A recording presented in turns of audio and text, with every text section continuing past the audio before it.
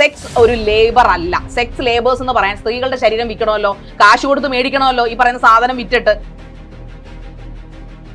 താല്പര്യത്തോടെ ഈ മേഖലയിൽ ഇറങ്ങി നല്ല രീതിയിൽ ജീവിക്കുന്ന ഒരുപാട് പെൺകുട്ടികൾ സ്വന്തം ശരീരത്തെ വിൽക്കുന്നതും അതിൽ നിന്ന് കാശുണ്ടാക്കുന്നതും നല്ല രീതിയാണെന്ന് ചിന്തിക്കുന്ന നിങ്ങളുടെ മൈൻഡിനെ കുറിച്ച് എനിക്ക്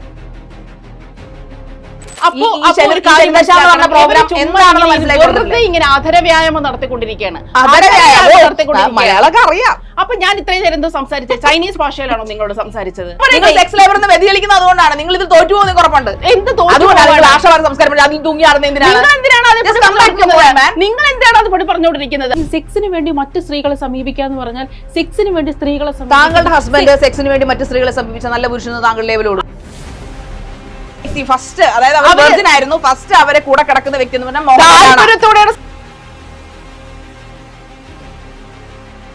റേപ്പ് ഇവിടെ നടക്കുന്നുണ്ട് നമുക്ക് എല്ലാവർക്കും അറിയാം. ഞാൻ മാംസം വിറ്റുകൊണ്ട് റേപ്പ് കുറയുമോ? റേപ്പ് കുറവില്ലേ എന്നുള്ള ഞാനത് പറയാൻ അനുവദിക്കുക.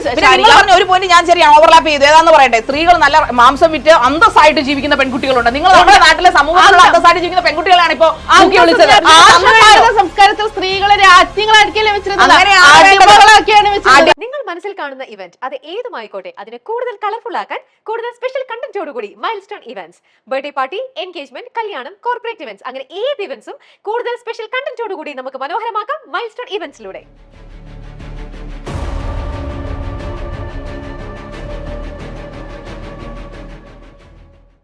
മൈൽ സ്റ്റോൺ മേക്കേഴ്സ് പ്രസൻസ് ശനിദശയിൽ. ഞാൻ ശാരിക. ഞാൻ അനുപ്രിയ. വിഷയം എടുക്കട്ടെ ശാരിക? വിഷയം എടുത്തോളൂ. Sex labour ought to be permitted. എൻ്റെ അഭിപ്രായത്തിൽ ഇത് ആവശ്യമുള്ള ഒരു സംഭവമായിട്ടാണ് എനിക്ക് തോന്നിയിട്ടുള്ളത്. എന്താണ് ശാരികയുടെ അഭിപ്രായം? അതിൻ്റെ ആവശ്യം ഉണ്ടെന്ന് എനിക്ക് തോന്നിയിട്ടില്ല സെക്സ് ലേബർ ആക്കിക്കൊണ്ട്. കാരണം സ്ത്രീ ഒരു ഉപകരണ വസ്തുവല്ല ലേബർ ആക്കാനായിട്ട്. നമുക്ക് മറ്റു തൊഴിലുകൾ ചെയ്യുന്ന പോലെ അല്ല. മറ്റെന്ത് തൊഴിലും സ്ത്രീക്ക് ചെയ്യാം. പക്ഷെ സ്ത്രീയുടെ ശരീരം വിറ്റ് സ്ത്രീ ജീവിക്കുക എന്ന് പറയുന്ന ഒരു തൊഴിലല്ല. അത് നമ്മുടെ സംസ്കാരം മാത്രമല്ല, അത് അവളുടെ അല്ലേ തന്നെ ഹസ്ബൻഡിന്റെ കൂടെ ജീവിക്കുന്നതിനുള്ള വലിയ പാടുപെട്ടാണ് സെക്സ് ചെയ്യുന്നതെന്നാണ് പൊതുവിൽ സ്ത്രീകളുടെ ഒരു അഭിപ്രായം. നിക്ക് ശാരിക പറഞ്ഞല്ലോ നമ്മളുടെ സംസ്കാരമല്ല, ഭർത്താവിന്റെ കൂടെ വളരെ പാടുപെട്ടാണ് സ്ത്രീകൾ സെക്സ് ചെയ്യുന്നത്. ഇതൊക്കെ ഇങ്ങനെ ഒരു ആധികാരികമായിട്ട് ജനറലൈസ് ചെയ്ത് ഞാൻ ആധികാരികമാണ്. വായന വേണം നമുക്ക്, കുറച്ച് പരന്ന വായനയാവാം. എന്തോ പേര് അനുശ്രീ എന്നല്ലേ? അല്ല, അനുപ്രിയ. സോറി, അനുപ്രിയ. നിക്കേ, ഈ വായനയിലൂടെ ഇത്തരത്തിലുള്ള അസംബന്ധങ്ങളാണോ ശാരിക്കുള്ള കിട്ടുന്നത്? വായനയുടെ അസംബന്ധം എന്നല്ല ഉദ്ദേശിച്ചത്. നമ്മൾ ഇന്റർവ്യൂസ് അല്ലെങ്കിൽ പഠനം, ഈ നളിനി ജമീലയുടെ ഒക്കെ പുസ്തകങ്ങൾ വായിച്ചിട്ടുണ്ടോ? നളിനി ജമീലിനെ കുറിച്ചുള്ള ഒരു പുസ്തകം ഞാൻ വായിച്ചിട്ടുണ്ട്. അപ്പൊ അതിനകത്ത് അവരെന്താണ് പറഞ്ഞിരിക്കുന്നത്? അവർ ആ പുസ്തകത്തിൽ പറഞ്ഞിരിക്കുന്നതെന്ന് വെച്ചാൽ അവരുടെ അനുഭവങ്ങളാണ്. അതിൽ അവർ പറഞ്ഞിട്ടുണ്ട് അവരുടെ റൂമിലേക്ക് ഓരോ പ്രാവശ്യം കയറി വന്നിരുന്ന പുരുഷന്മാരെന്ന് പറയുന്ന നരാധമന്മാരായിരുന്നു. അവർക്ക് ഒരിക്കലും അതിനകത്തുനിന്ന് സന്തോഷം എന്ന് പറഞ്ഞ സംഭവം കിട്ടിയിട്ടില്ല. അവരുടെ നിവൃത്തികേട് കൊണ്ടും അവരുടെ ശരീരത്തെ ചൂഷണം ചെയ്യാൻ വേണ്ടി മാത്രം. അതായത് അവരുടെ ഒരു പാവയായിരുന്നു, ഒരു കളിക്കോപ്പായിരുന്നു ഈ പറയപ്പെടുന്നത്. അത്തരത്തിലുള്ള അനുഭവങ്ങളും ഉണ്ടായിട്ടുണ്ട്. അവർ ഏറ്റവും നല്ല മികച്ച 100% അത്തരത്തിലുള്ള അനുഭവങ്ങൾ തന്നെയാണ്. പുരുഷന്മാരെയും നല്ല പുരുഷന്മാരാണോ സെക്സിന് വേണ്ടിയിട്ട് മറ്റു സ്ത്രീകളെ സമീപിക്കുന്നത്? ഞാൻ ഒരു കാര്യം പറയട്ടെ, അതെന്തുകൊണ്ട് സെക്സിന് വേണ്ടി മറ്റു സ്ത്രീകളെ സമീപിക്കാന്ന് പറഞ്ഞാൽ സെക്സിന് വേണ്ടി സ്ത്രീകളെ താങ്കളുടെ ഹസ്ബൻഡ് സെക്സിന് വേണ്ടി മറ്റു സ്ത്രീകളെ സമീപിച്ച നല്ല പുരുഷന് താങ്കൾ ലേബലോട് അവർക്ക് ആ പുരുഷന്മാരെല്ലാം വിവാഹിതരാണെന്നുള്ളത് എന്താ ഉറപ്പ്?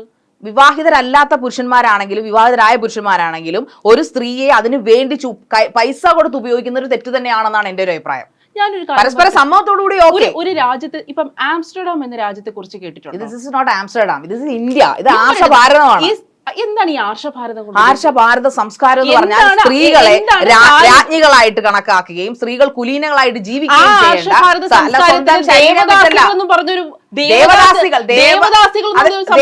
ദേവദാസികൾ എന്ന സമ്പ്രദായമുണ്ട്. അതൊക്കെ നശിച്ചില്ലേ, നിർത്തിയില്ലേ? ദേവദാസികളുടെ അവിടെയുണ്ട്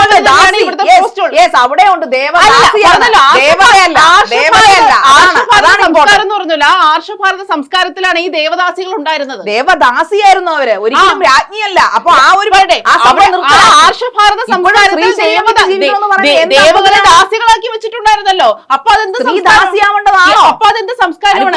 ശാരിക എപ്പോഴും പറയാറുണ്ട് ആർഷഭാരത സംസ്കാരത്തെ കുറിച്ച്. പറയൂ ശാരിക, പറയൂ എന്താണ് ഈ ആർഷഭാരത സംസ്കാരം? ആർഷഭാരത സംസ്കാരത്തിൽ സ്ത്രീകളെ രാജ്ഞികളായിരിക്കല്ലേ വെച്ചിരുന്നത്, അടിമകളാക്കിയാണ് വെച്ചിരുന്നത്. താങ്കൾ ദേവദാസികൾ ഉണ്ടായിരുന്നില്ലെന്ന് ചോദിക്കുന്ന അർത്ഥം അതാണ് ഞാൻ പറഞ്ഞത്. ആർഷഭാരതം ശാരികല്ലേ പറഞ്ഞത്, നമ്മളത് ആർഷഭാരത സംസ്കാരമാണ്. സ്ത്രീകളെ അങ്ങനെ സെക്സ് ലേബറായിട്ട് വെക്കാൻ പറ്റത്തില്ല. ആർഷഭാരത സംസ്കാരമാണ്. ആർഷഭാരത സംസ്കാരം ഇതാണ്. കേരളത്തില് സ്ത്രീകളെ രാജ്ഞികളാക്കി, സ്ത്രീകളെ അടിമകളാക്കി ചിന്തിക്കാനുള്ള പ്രസവിക്കാനുള്ള മിഷൻ സംസ്കാരത്തിൽ സ്ത്രീകൾ അല്ല. ഞാൻ ശാരിക പറഞ്ഞതിന് എന്നെ പോലെ ഒച്ച ഉണ്ടാക്കുന്നത്. അപ്പൊ ശാരിക ചെയ്യുന്നത് മോശമാണെന്ന് അതൊരു മോശമെന്ന് ഞാൻ പറഞ്ഞില്ല. എന്താണ് ശാരിക പറഞ്ഞത്? ഞാൻ പറയുന്നത് കേൾക്കൂ. ശാരിക പറഞ്ഞല്ലോ എന്നെ ആർഷഭാരത സംസ്കാരത്തെ സ്ത്രീകൾ അടിമകളാണെന്ന് പറഞ്ഞില്ല. അതിന് മുമ്പ്, അതായത് ഈ ആർഷഭാരതത്തിന് അങ്ങേയറ്റം തുടങ്ങുന്ന സമയത്ത് നമ്മുടെ കേരളം നോക്കിയാൽ മതി. നമ്മുടെ കേരളത്തിലെ സ്ത്രീകൾ ഭരിച്ചിരുന്ന ഒരു കാലഘട്ടം ദാസന്മാരായിട്ട് നിന്നിരുന്നത്. സ്ത്രീകൾ പോയിന്റ് വിട്ടു പോകാതെ ഈ സ്ത്രീക്ക് എന്താണ് ഇവർ പോയിന്റ് വിട്ട് സംസാരിക്കുന്നു? ഈ കൊച്ചു എന്തൊക്കെയായി പറയുന്നത്? ഈ കൊച്ചു കഴിഞ്ഞ പ്രാവശ്യം പറഞ്ഞു ആർഷഭാരത സംസ്കാരം.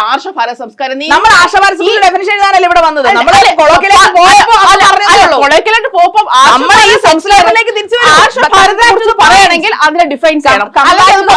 അല്ലെങ്കിൽ അതിനെ കുറിച്ച് പ്രോഗ്രാം നടക്കത്തില്ല. ഇത് പ്രോഗ്രാമിലേക്ക് തിരിച്ചു വരും. സംസാരിക്കാൻ നമ്മളൂടാ എപ്പോഴും ഈ ആർഷഭാരത സംസ്കാരവും കടിച്ചു പിടിച്ചോണ്ടിരിക്കും.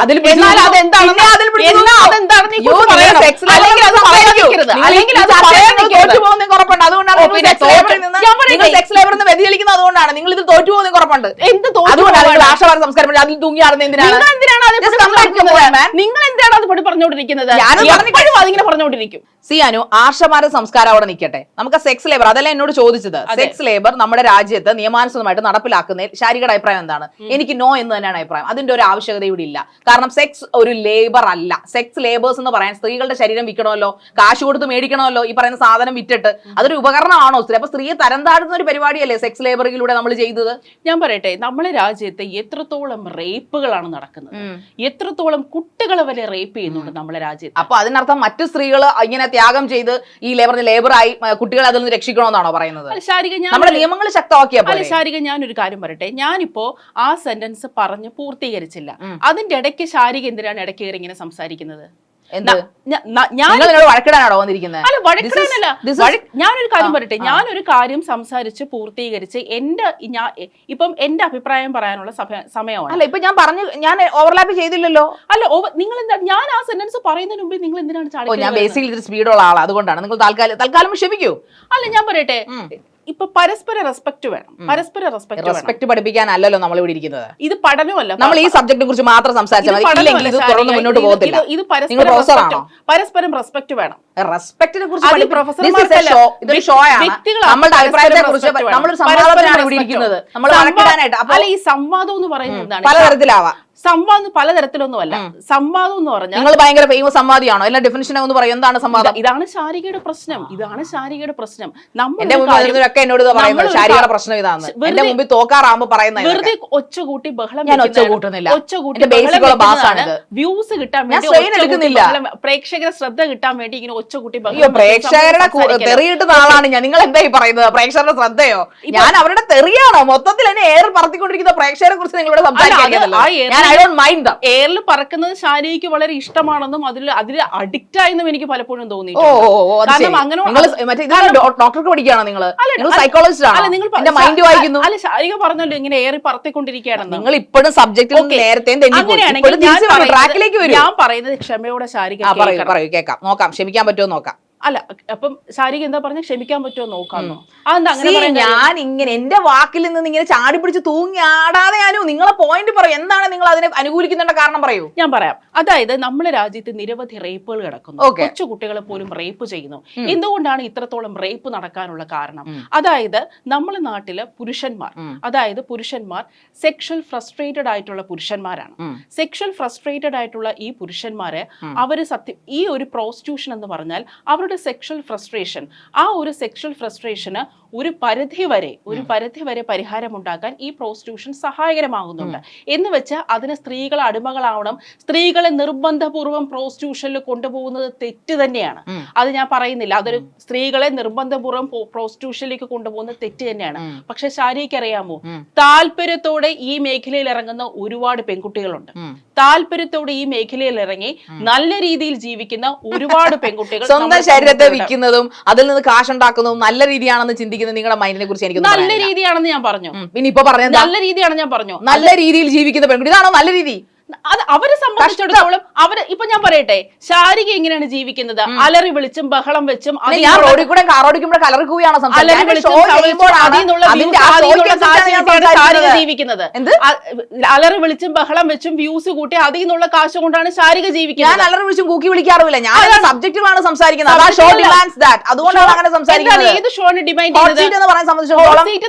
കുണുങ്ങി സംസാരിക്കാൻ പറഞ്ഞാൽ കുണുങ്ങി കുണുങ്ങി സംസാരിക്കില്ല. നമ്മളൊരു വിഷയം മുന്നോട്ട് വെക്കപ്പോ ഫാക്ച്വൽ ബേസ് ആയിട്ട് എന്റെ ഷോസ് എപ്പോഴും കുറച്ച് റഫാണ്, ഞാൻ അതനുസരിച്ചാണ് സംസാരിക്കുന്നത്. എന്ന് പറഞ്ഞാൽ എന്താണ് ഉദ്ദേശിക്കുന്നത്? പരുഷമായിട്ട് സംസാരിക്കാൻ, നോട്ട് പരുഷം, പരുഷമായിട്ട് സംസാരിക്കാൻ.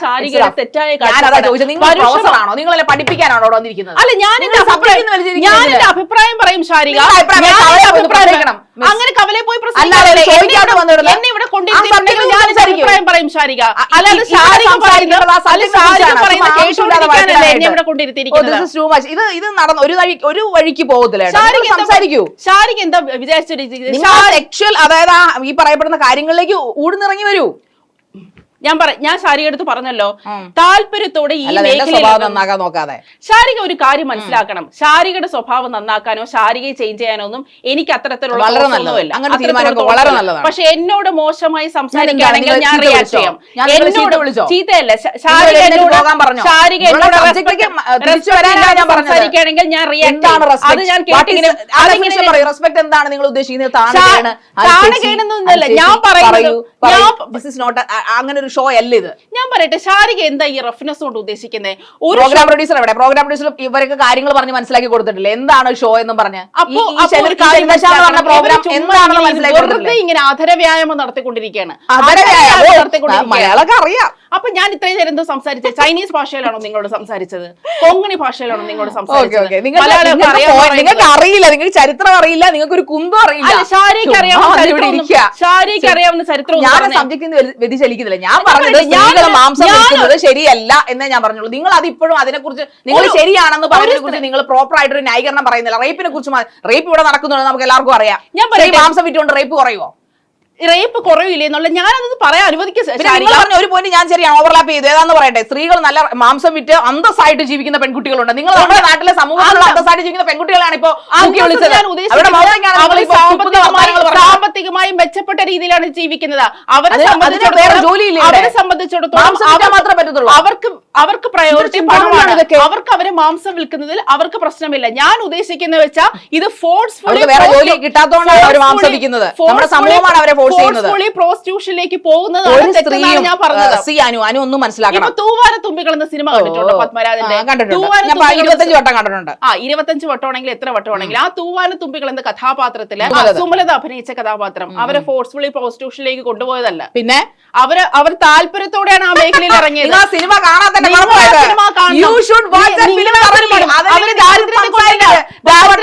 അവരെ കൊണ്ടുപോകുന്ന പ്രത്യേകം പറയുന്നുണ്ട്.